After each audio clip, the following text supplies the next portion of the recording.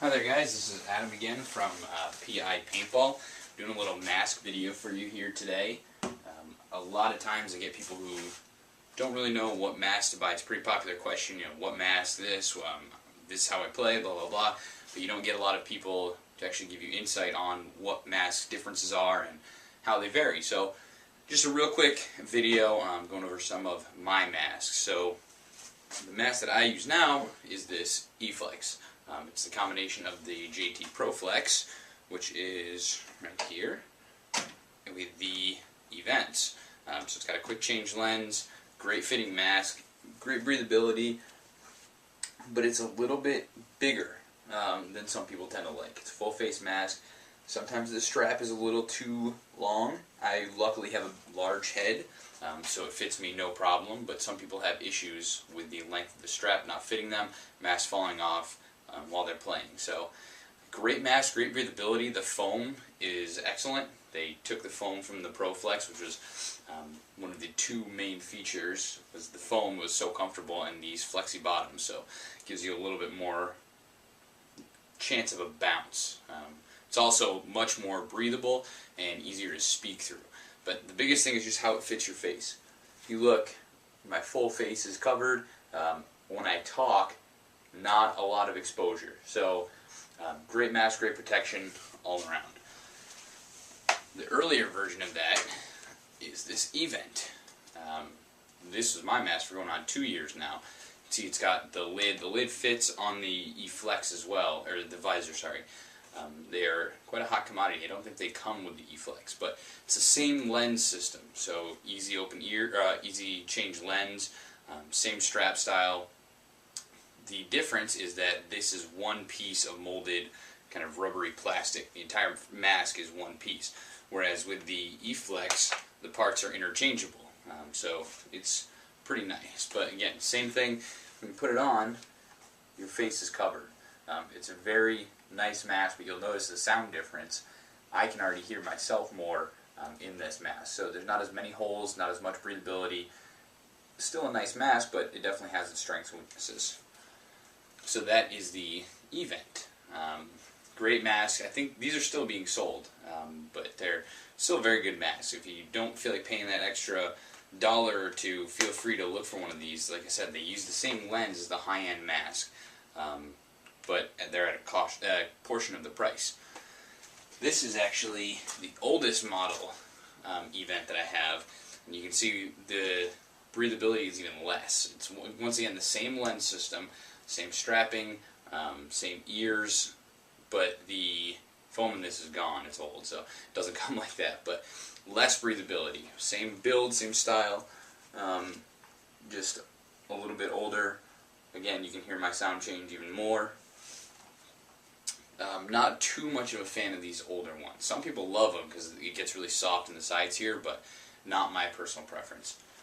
So that's the oldest model. Now we get into the Pro Flex line.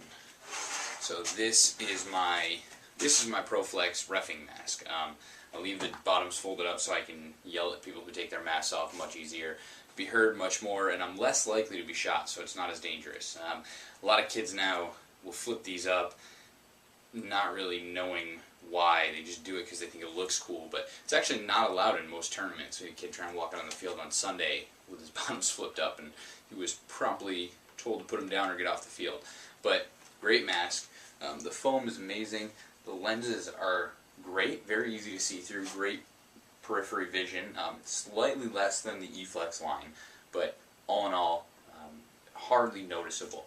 The big pain is that there's no quick change system. So if you look at this Pro Flex over here, you can see there's pins, or not pins, but small tabs on the top of the mask. Those are on the top and the bottom as well. And you have to actually pull the frame off of those tabs to get the lens off. And there's, I believe, 5, 3 on the top, 2 on the bottom, and 2 in the nose cone, sorry, so 7. But it's a really good mask. This one is my ag mask, as the kids would call it, but this was one of my custom builds. I actually had E-Flex bottoms on there for a while. These are just new, ninja'd out. ProFlex bottom. So it's two-strap, which the Slide started doing from the factory. I like it. It feels like it's holding your head a lot nicer. And then we have the Events ears. So this mask has the hard ears. This Flex has Events ears. JT masks come with soft ears, and it's a little piece of foam that really doesn't provide much protection. For some reason, ears are my big sticking point. I don't know why, but I don't feel like getting my ears blown off if somebody's coming to try and bunker me. So I decided to, mod this mask to fit the ears a little better, offer a little better protection. But when you put it on, great mask. You can see how great, it really holds my head. You can also hear, I can't hear any feedback from this mask. It's a little bit different shape than most ProFlexes just because of the ears. So you can see this fans out a little wider. But it gives me a flatter face, smaller profile, and the bottoms are really soft. So we talked about before with the E-Flexes how you likely get some bounces off of these. They do give quite a bit, but when they're out, they cover the full face. The one thing that I did notice is if you're playing a lot of rec ball or woods ball and people are using lower end paint, you're a little bit more likely to not enjoy this mask. With a lower grade paint, it's not going to break as easily. So you might get a ball to hit this and push it into your face a little bit. You might feel it. That was my big concern why I never went with the Flexes and why I started off with the Events.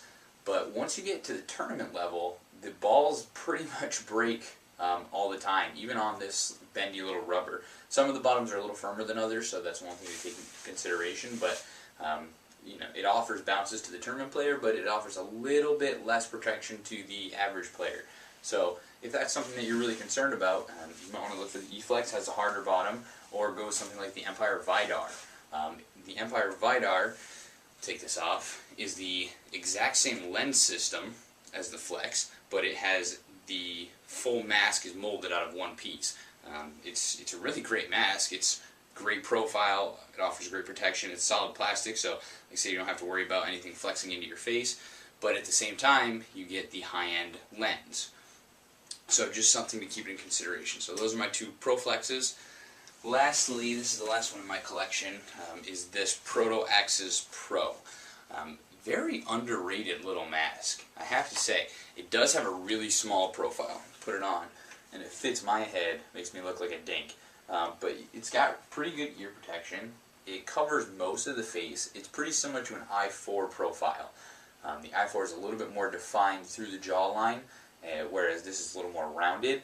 But it's got the soft panels, if you're looking for that lucky bounce here or there.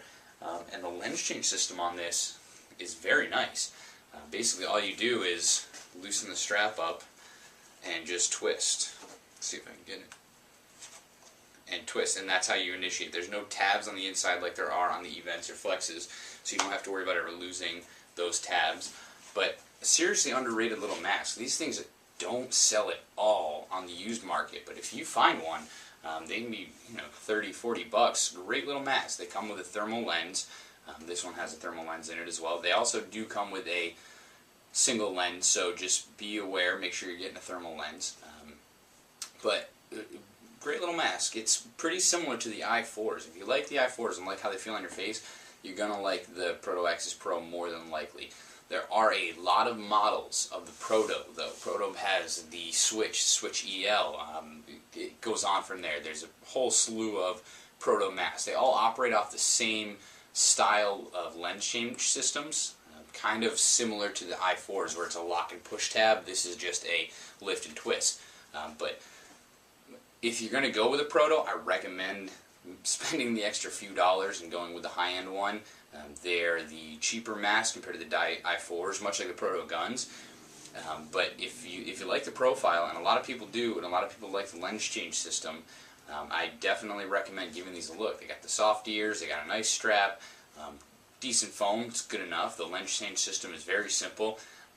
But yeah, definitely worth a look on this mask. Not my favorite. It's a little bit small for my face, and obviously I look like a dink in it, but definitely worth a little look. So we're going to bring out just the three lenses and kind of go over the perks of each. First of all, when you're buying a mask, go to a store, try it on.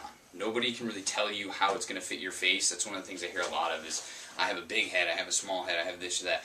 It's not always related to head size. It's not always that simple. It could be head shape. It could be your hairstyle, like how big your nose is, for example. The E-flexes fit my nose much worse than my E-vents do. So there's a lot to take into consideration.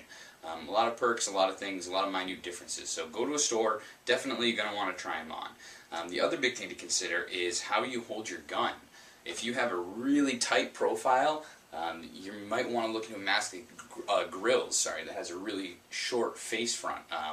A lot of these masks, if I put on my flex, it's a little bit bigger sticking out from my face. So if I have a gun, luckily this is my setup where I don't really touch, but you can see it's really close. So if I had any smaller of a tank, my nose would be, constantly into the gun.